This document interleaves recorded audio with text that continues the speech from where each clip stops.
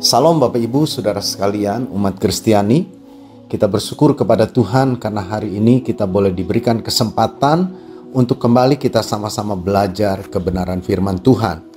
Nah, hari ini Saudara, saya akan mengajak Saudara untuk melihat kebenaran firman Tuhan yang masih berada di seputar Paskah.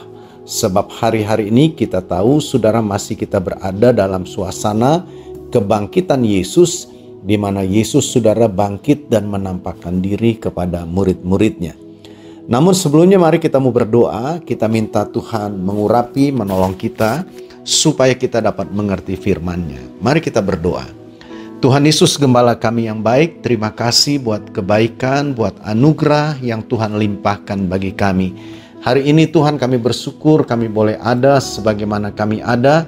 Kami percaya semua hanya karena kemurahan Tuhan. Terima kasih juga buat saat ini kami kembali akan dengar firman-Mu. Mari Tuhan berbicara kepada kami, nyatakanlah kehendak-Mu atas kami Tuhan. Urapi kami, mampukan kami untuk kami dapat mengerti apa yang menjadi kehendak-Mu atas kami. Urapi hamba-Mu Tuhan, tolong hamba-Mu untuk dapat menyampaikannya seperti yang Tuhan mau, supaya seluruh pendengar diberkati dan kami semua boleh memuliakan Tuhan. Terima kasih Bapa, terpujilah nama Tuhan di dalam nama Yesus. Haleluya, haleluya, amin. Bapak Ibu Saudara sekalian dikasihi Tuhan, satu kisah yang menarik dan saya kira cukup kita kenal di seputar penampakan diri Yesus setelah dia bangkit dari kematian adalah satu kisah di mana Yesus datang berbicara secara khusus kepada Simon Petrus. Itu tercatat Saudara di dalam Injil Yohanes pasal yang ke-21. Saudara-saudara, dalam percakapan Yesus dengan Petrus itu, ada satu hal yang ditanyakan oleh Yesus sebanyak 3 kali. Yesus menanyakan kepada Simon Petrus, apakah Simon mengasihi Yesus lebih dari semuanya, lebih dari yang lain. Jadi saudara, Yesus mempertanyakan kepada Simon, apakah Simon mengasihi Yesus. Bapak Ibu Saudara sekalian, kalau kita bicara tentang kasih, saya kira kita semua paham, kita semua mengerti, itu adalah sesuatu yang sangat-sangat penting. Bahkan saudara, itu menjadi hukum yang utama yang Alkitab katakan. Saudara-saudara, ini benar-benar bagi saya menjadi sesuatu yang penting. Itu sebabnya saya mau ajak saudara untuk coba dengarkan baik-baik uraian firman Allah ini. Saudara simak dan saudara buka hati. Dengan hati yang terbuka, biarkanlah Tuhan berbicara lewat ayat-ayat ini. Saudara-saudara, jadi sekali lagi saya mau bilang, ketika kita bicara tentang kasih, Alkitab banyak sekali saudara mencatat tentang hal kasih. Saya ambil beberapa contoh sama saudara. Yohanes murid Tuhan Yesus sendiri, saudara, dia mengatakan bahwa kasih itu sangat penting. Bahkan saudara, dia berkata bahwa Allah itu adalah kasih. Jadi saudara-saudara lihat, Allah dibilang adalah kasih. Karena memang di dalam pribadi Allah kita dapatkan satu kasih yang begitu luar biasa. Itu Yohanes. Dari sini kita bisa melihat betapa pentingnya kasih itu. Saudara-saudara, baik di perjanjian lama maupun di perjanjian baru, Tuhan Yesus saudara mengutip dari perjanjian lama tentang hukum yang utama dan yang terutama. Apa Yesus bilang? Kasihilah Tuhan Allahmu dengan segenap hatimu, dengan segenap jiwamu, dengan segenap akal budimu, dengan segenap kekuatanmu. Pokoknya kasihi sepenuh-penuhnya kepada Tuhan. Itu hukum yang utama. Yesus bilang tidak ada yang lebih daripada itu.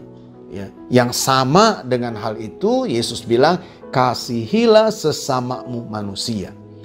Jadi kita lihat kasih saudara menjadi hal yang utama. Mengasihi Allah, mengasihi sesama. Tidak ada yang bisa menentang akan hal itu. Jadi kalau kita lihat kembali di sini saudara, betapa yang namanya kasih itu sesuatu yang penting dan diajarkan mutlak di dalam Alkitab. Saudara, Rasul Paulus dia bilang begini, kalau kita baca di dalam kitab 1 Korintus pasal yang ke-13, ketika dia bicara tentang kasih, penguraiannya itu begitu luar biasa. Ayat 1 dia bilang begini, sekalipun aku dapat berkata-kata dengan semua bahasa manusia dan bahasa malaikat, tetapi jika aku tidak mempunyai kasih, aku sama dengan gong yang berkumandang dan canang yang gemericing. Ayat 2 dia bilang, sekalipun aku mempunyai karunia untuk bernubuat dan aku mengetahui segala rahasia dan memiliki seluruh pengetahuan, dan sekalipun aku memiliki iman yang sempurna untuk memindahkan gunung, tetapi jika aku tidak mempunyai kasih, aku sama sekali tidak berguna. Saudara boleh baca tuh seterusnya. Jadi kita lihat di mata Paulus, kasih itu begitu luar biasa. Saya boleh punya bahasa, bisa berbahasa bahkan bahasa malaikat sekalipun, Paulus bilang. Tapi kalau di dalam diri kita, di dalam diri saya tidak ada kasih, percuma. Itu hanya seperti kata-kata kosong yang tidak ada makna apa-apa. Saya mungkin bisa membanggakan diri, oh saya kekristenan saya hebat, saya punya iman yang besar, saya biasa bernubuat, saya bisa berkarunia roh, berbahasa roh, saya bisa berkhotbah. Mungkin saya bisa ngomong seperti itu. Tapi Paulus bilang, kalau kamu tidak punya kasih, itu semua tidak ada artinya apa-apa. Jadi saudara lihat, kasih sesuatu yang sangat-sangat penting. Bahkan lebih lanjut kalau saudara baca surat Paulus ini, dia bilang ada 3 hal yang kekal. Iman, pengharapan, dan kasih. Dari ketiga hal ini, Paulus bilang yang terbesar, yang paling besar itu adalah kasih. Saudara, jadi tidak ada alasan untuk kita memandang kasih itu sesuatu yang sepertinya biasa-biasa saja. Tapi justru kita melihat kasih di dalam kekristenan memegang peranan yang sangat penting. Itu sebabnya ketika dia berjumpa dengan Simon Petrus, murid yang menyangkal dia ini, yang ditanyakan oleh Tuhan Yesus itu bukan kenapa kok kamu menyangkal aku. Bukan itu yang ditanyakan. Yang ditanyakan oleh Yesus bukan marah-marah. Kamu kurang ajar ya, kamu ngomong besar aja. Bilangnya mau mati untuk aku, buktinya kamu menyangkal aku. Bukan itu saudara yang ditanyakan oleh Yesus. Tapi justru yang ditanyakan oleh Yesus adalah tentang kasih daripada Simon kepada dirinya. Saudara-saudara, ini yang dipertanyakan. Apakah engkau mengasihi aku lebih dari yang lain, lebih dari segala-galanya? Bapak Ibu Saudara sekalian, kenapa ya kok itu yang ditanya oleh Yesus? Kenapa Yesus tidak tegur, tidak komplain atas penyangkalan daripada Petrus, Simon itu? Tapi justru yang ditanyakan adalah kasih. Kalau kita kembali kepada uraian-uraian di awal tadi saya bilang, karena kasih itu sesuatu yang utama, yang sangat penting, ternyata berarti saudara kasih itu yang mendasari segala-galanya. Saya boleh berkata saya pendeta, tapi kalau saya tidak punya kasih, percuma jabatan pendeta saya.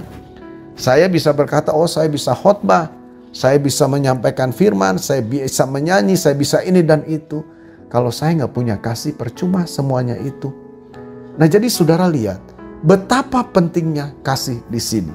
Nah saudara-saudara, jadi kita tahu tadi, Yesus bilang hukum yang utama dan yang terutama, kasih kepada Allah.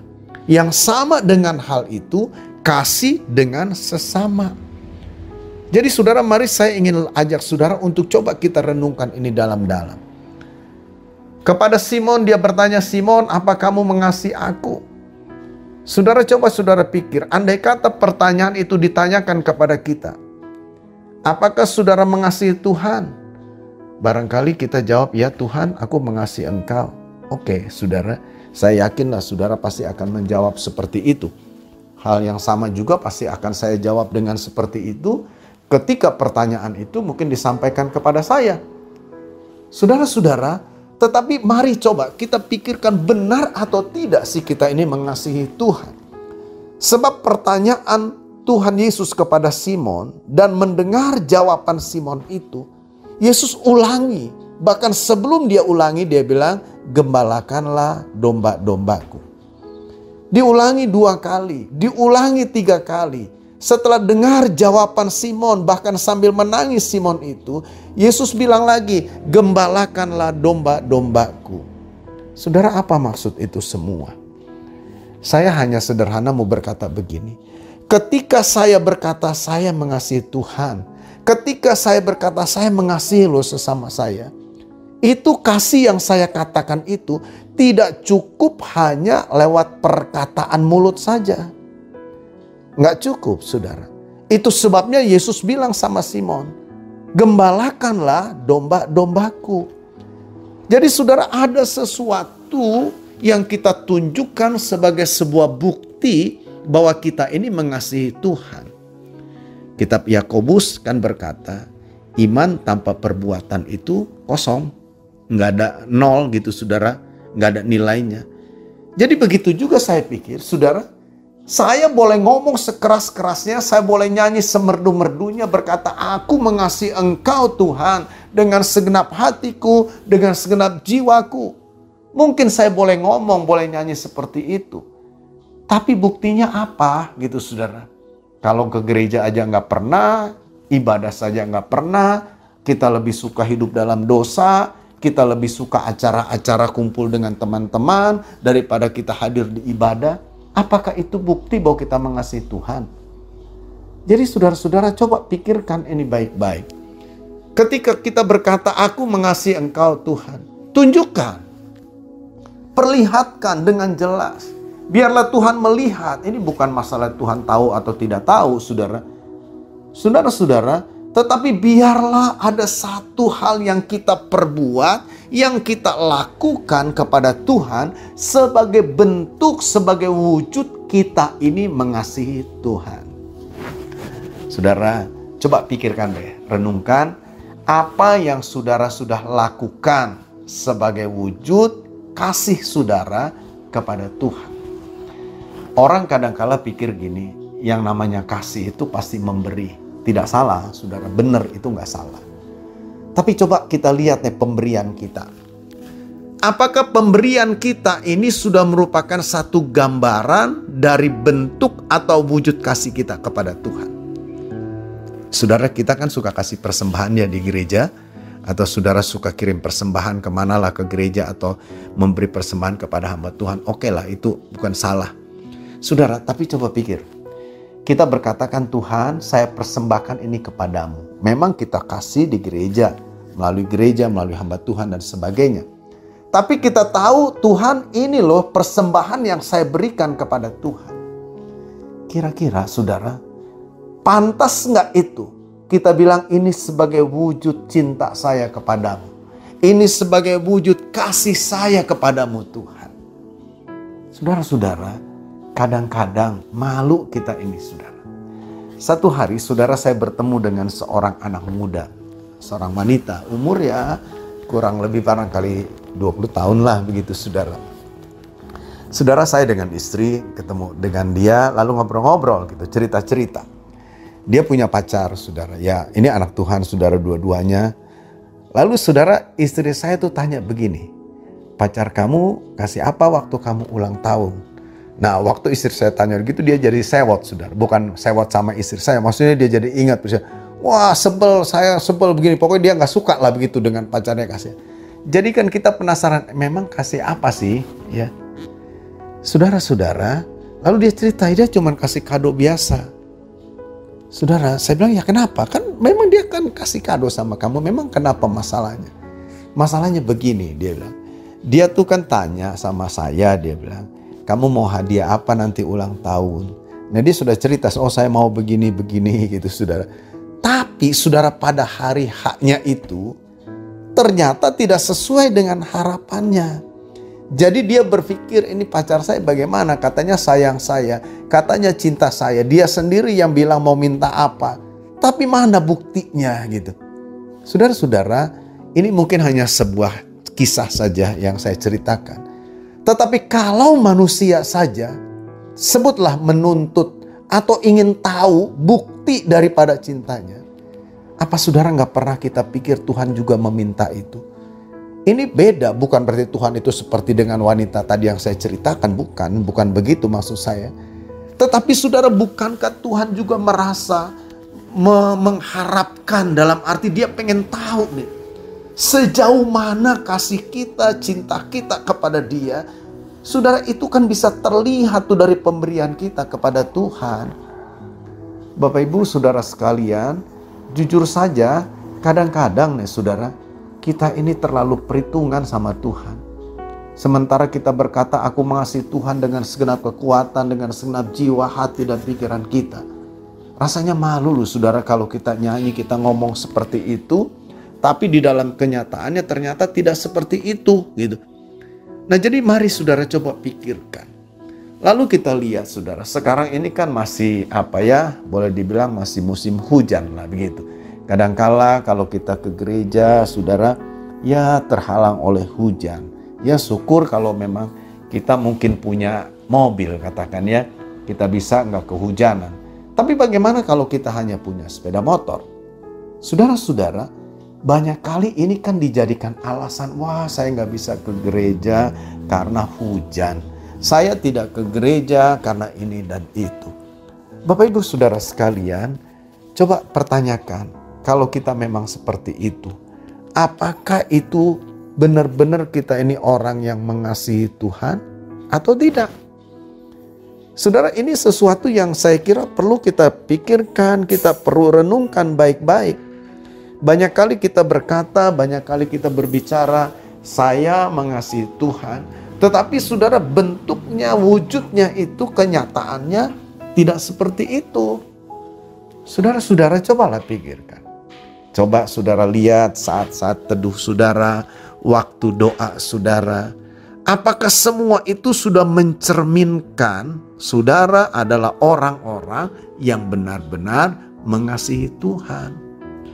Kadang-kadang saudara, ada orang berdoa, ada orang baca Alkitab kalau ada waktu. Kan begitu saudara. Kalau ada waktu ya saya doa. Kalau ada waktu saya baca Alkitab. Kalau nggak ada waktu ya enggak.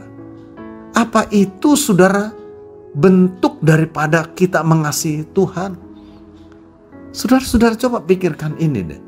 Ada banyak orang saudara tidak mau melayani Tuhan. Tapi di luar, wah ikut organisasi ini, kegiatan ini dan itu. Saya tidak bilang itu salah, saudara. Bolehlah saudara ikut organisasi-organisasi yang benar asalnya. Tetapi saudara ketika di gereja, itu benar-benar menutup dirinya gitu. Jadi saya pikir-pikir saudara, apa ini orang mengasihi Tuhan atau tidak? Kadangkala mereka bilang, ya kan melayani Tuhan nggak harus di gereja. Benar, memang tidak harus di gereja. Tapi coba jujurlah dengan hatimu. Apakah engkau tidak melayani di gereja itu benar karena memang Tuhan menghendaki engkau melayaninya di luar? Atau karena engkau tidak suka gitu kan? Ada sesuatu yang engkau tidak suka, tidak setuju barangkali. Atau keinginanmu di gereja mungkin tidak dipenuhi, tidak diikuti. Kadang-kadang saudara banyak hal-hal yang seperti itu. Jadi marilah saya ingin mengajak saudara semua, dimanapun saudara dengarkan, saudara ikuti siaran ini, coba saudara renungkan baik-baik. Saya saudara waktu baca ayat ini, saya kan sudah baca berulang-ulang nih ayat ini, saya tahu saudara, itu sepertinya pertanyaan Yesus ini juga ditanyakan kepada saya. Ferry, apakah kamu mengasihi aku lebih daripada semuanya itu? Jujur aja saudara, saya nggak berani jawab saudara. Saya nggak berani jawab, Tuhan benar aku mengasihi engkau Tuhan. Karena saudara seringkali kita berani berkata begitu tidak ada buktinya. Nah jadi kepada Simon saudara dia berkata, apakah engkau mengasihi aku? Ketika Simon berkata, ya Tuhan aku mengasihi engkau. Apa Yesus bilang? Gembalakanlah domba-dombaku. Dengan kata lain saya katakan tadi, biarlah kita tunjukkan buktinya. Kalau kamu mengasihi aku, kepada Petrus dia bilang, kamu gembalakan domba-dombaku itu. Jadi jangan malas begitu. Nah jadi saudara-saudara, kalau kita berkata mengasihi Tuhan, apa buktinya engkau mengasihi Tuhan? Apa buktinya coba? Tunjukkan itu saudara. Biarlah kiranya Tuhan melihat Bukti yang ada sebagai wujud kita mengasihi Tuhan. Saudara-saudara, kasih Tuhan kepada kita itu kan begitu luar biasa. Kalau saudara mau tanya apa buktinya, buktinya bukan hanya memberi saudara berkat, bukan hanya memberkati bisnis saudara dikasih sehat, bukan cuman itu. Tapi dia buktikan kasihnya itu, dia korbankan dirinya. Itu bukti yang begitu luar biasa. Saya sih percaya saudara, Tuhan tidak minta sampai sejauh itulah, katakan. Tuhan gak minta kalau kamu mengasihi aku, kamu harus mati untuk aku, seperti aku. Dia mungkin gak berkata begitu. Tapi mari coba tunjukkan lewat hal-hal yang mungkin sederhana, hal-hal yang sepele. Tapi semua itu memperlihatkan bahwa kita ini benar-benar mengasihi Tuhan. Saudara-saudara, renungkan itu baik-baik. Sebab begini, kenapa ini menjadi sesuatu yang penting? Saudara, sebab segala sesuatu yang kita lakukan, segala sesuatu yang kita buat terutama kepada Tuhan, ya juga kepada manusia, tapi terutama kepada Tuhan, kalau tidak didasari oleh kasih, itu pasti nanti saudara ada buntutnya, begitu ya. Ada belakangnya saudara, ada tujuan-tujuan tersembunyi. Beda kalau dengan kasih.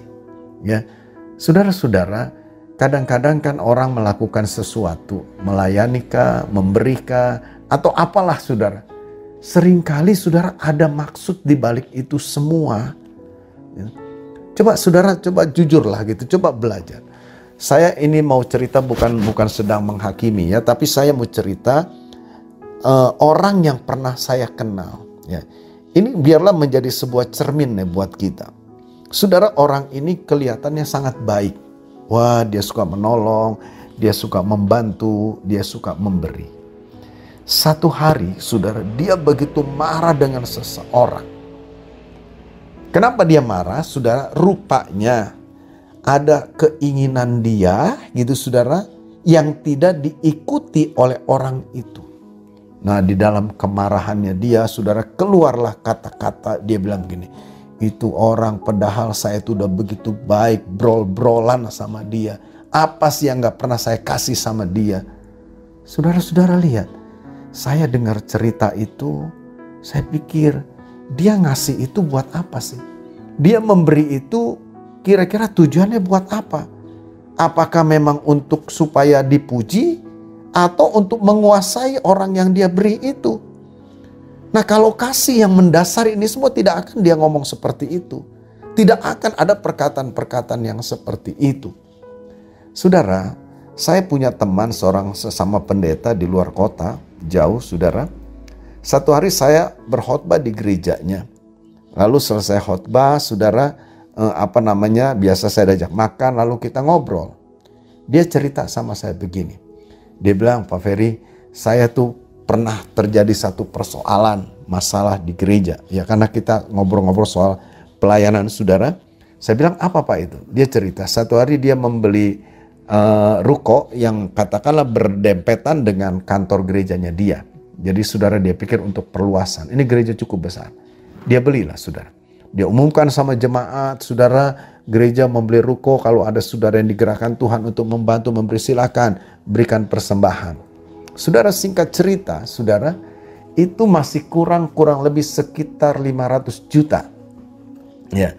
Nah, saudara-saudara, diumumkanlah pada hari itu. Kan biasa tiap minggu juga diumumkan bahwa kurangnya sekian gitu saudara. Lalu saudara-saudara, selesai ibadah itu, ada seorang bapak nih, mau ketemu dengan pendeta ini, dengan teman saya ini. Ketemulah, ngobrol saudara. Lalu bapak ini bilang, Pak, dia bilang, biarlah kekurangan itu saya tutup semua. Saya yang bayar.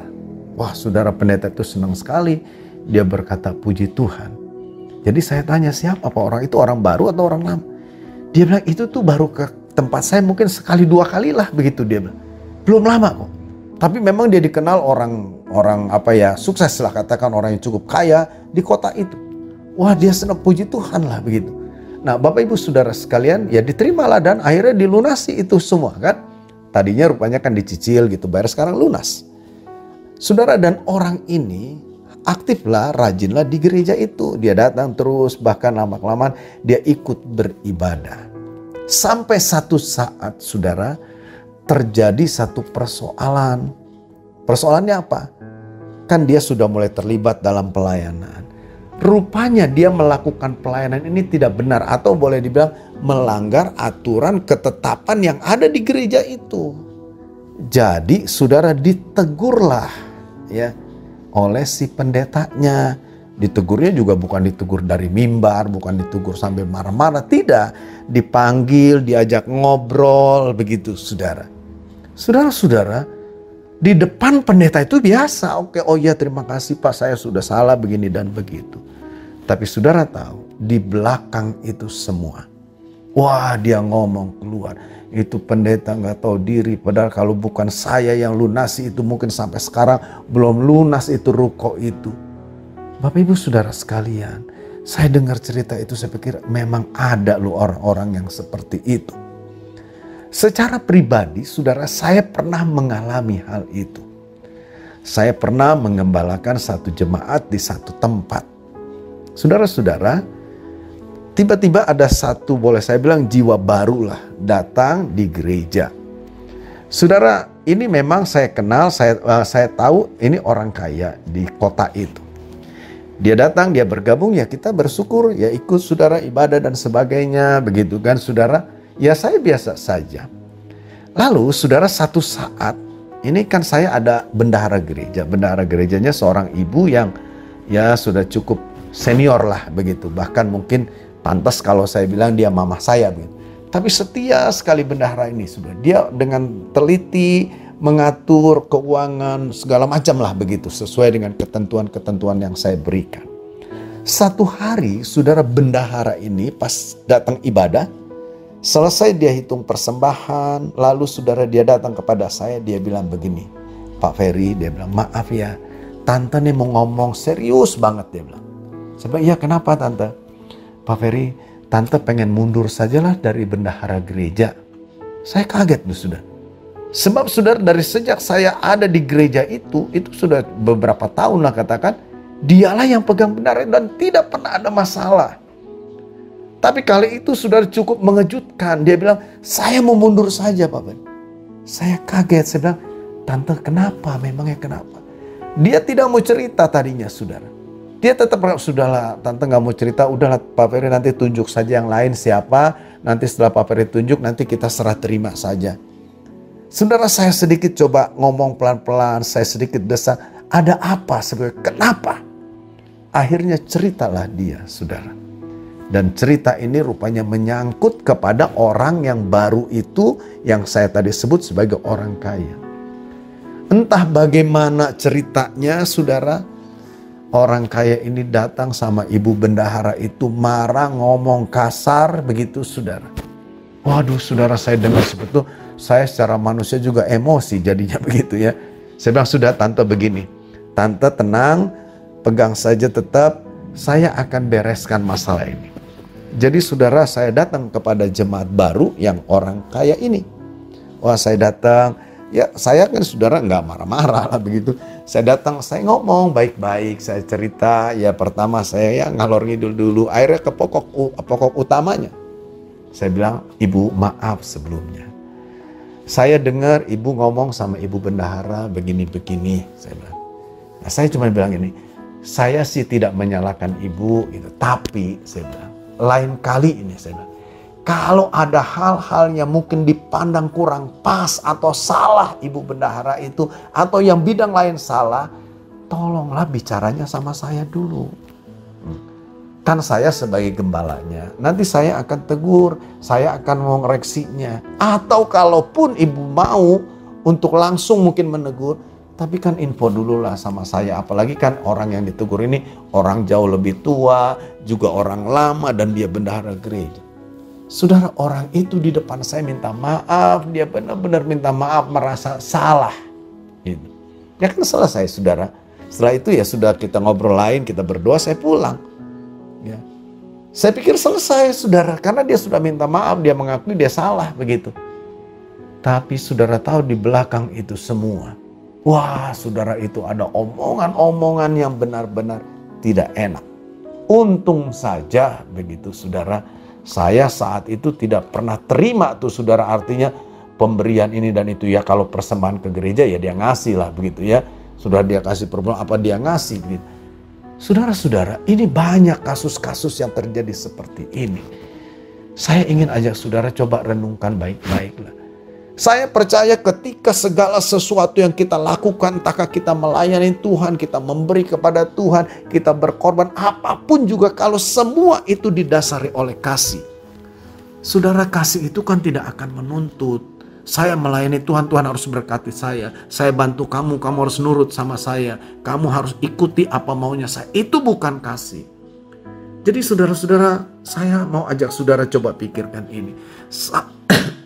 Saya percaya, saudara, sebagai orang-orang Kristen ada banyak hal yang mungkin sudah saudara lakukan. Mungkin saudara memberi persembahan di gereja, saudara membantu segala macam lah, saudara melayani Tuhan. Tapi coba hari ini kita lihat, apakah semua yang kita lakukan itu kita dasari akan kasih kepada Tuhan, atau karena hal-hal lain? Memang mungkin sekarang sih belum kelihatan tuh, saudara, ya. Susah kadang-kala kan untuk kita menilai diri kita. Kita anggap kita sudah dengan dasar kasih. Tapi nanti akan kelihatan.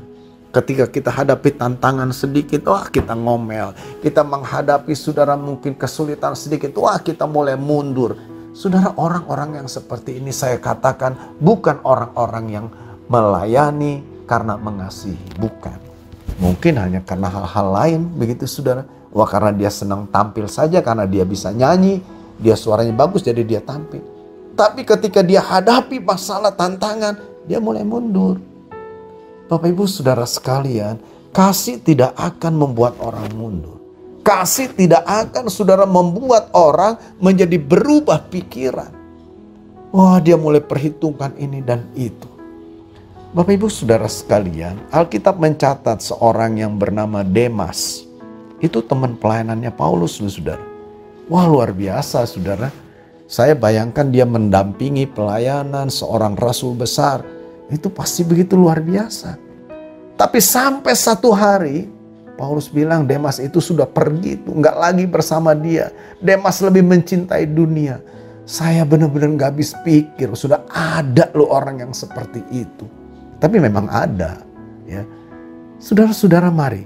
Saya berharap, saudara, biarlah kiranya dalam suasana kebangkitan Yesus, ketika dia bertanya, apakah engkau mengasihi aku lebih daripada semuanya itu? Jawab itu dengan sungguh-sungguh. Ketika kita berkata, iya Tuhan, engkau tahu aku mengasihi engkau. Tuhan Yesus bilang, apa buktinya? Tuhan, aku melayani engkau. Oke, pelayanan kita dasari dengan kasih. Tuhan, aku memberi kepadamu. Lewat gereja, lewat hamba Tuhan, lewat sesama. Aku berikan itu dengan sukacita karena aku mengasihi engkau. Oh, aku menolong, aku berbuat ini dan itu karena aku mengasihi engkau, Tuhan. Itu yang harusnya ada, saudara. Sebab, saudara-saudara, kita yang melayani Tuhan, kita yang ada di gereja, kita yang berbuat ini dan itu, saudara-saudara, kita ini tidak bebas dari masalah. Kita bisa melihat hal-hal yang rasanya nggak cocok dengan hati kita. Kita bisa melihat hal-hal yang rasanya, saudara, tidak pas menurut ukuran kita. Tapi saya kembali tanyakan, kalau kita benar mengasihi Tuhan, kita tidak akan pernah mundur. Kita akan terus maju, kita akan terus melangkah. Kalaupun sedikit terganggu hati kita akan mulai mengoreksi. Kita akan coba mulai memeriksa hati kita. Sebetulnya untuk apa sih saya melayani ini? Apa sih yang menjadi dasar dari pelayanan saya ini? Apakah karena saya mengasihi Tuhan atau karena memang punya motivasi lain? Saudara, Alkitab bilang begini. Paulus bilang tidak ada yang dapat memisahkan kita. Dari apa? Dari kasih Allah. Penderitaankah? Kesukaran, ketelanjangan, kelaparan, kekurangan, apapun juga. Tidak ada yang dapat memisahkan. Jadi saudara lihat, kasih itu akan mengikat begitu rupa, saudara. Ketika segala sesuatu yang kita kerjakan, yang kita lakukan ini didasari, dibungkus dengan kasih. Apapun yang kita lakukan, entahkah kita dipuji, entahkah kita ini mulus jalannya atau berliku, kita tidak akan pernah kecewa. Kita tidak akan pernah kecewa, kita akan terus maju. Nah, jadi saudara, mari perhatikan baik-baik. Kepada Simon Petrus, kalau saudara baca terus kisah itu, setelah ketiga kalinya saudara, Yesus bertanya dan Simon memberikan jawaban. Tuhan Yesus bilang begini kepada Simon. Dia bilang, aku berkata kepadamu, ayat 18 ya daripada Yohanes 21. Sesungguhnya ketika engkau masih muda, engkau mengikat pinggangmu sendiri dan engkau berjalan kemana saja kau kehendaki. Tetapi jika engkau sudah menjadi tua, engkau akan mengulurkan tanganmu dan orang lain akan mengikat engkau dan membawa engkau ke tempat yang tidak kau kehendaki.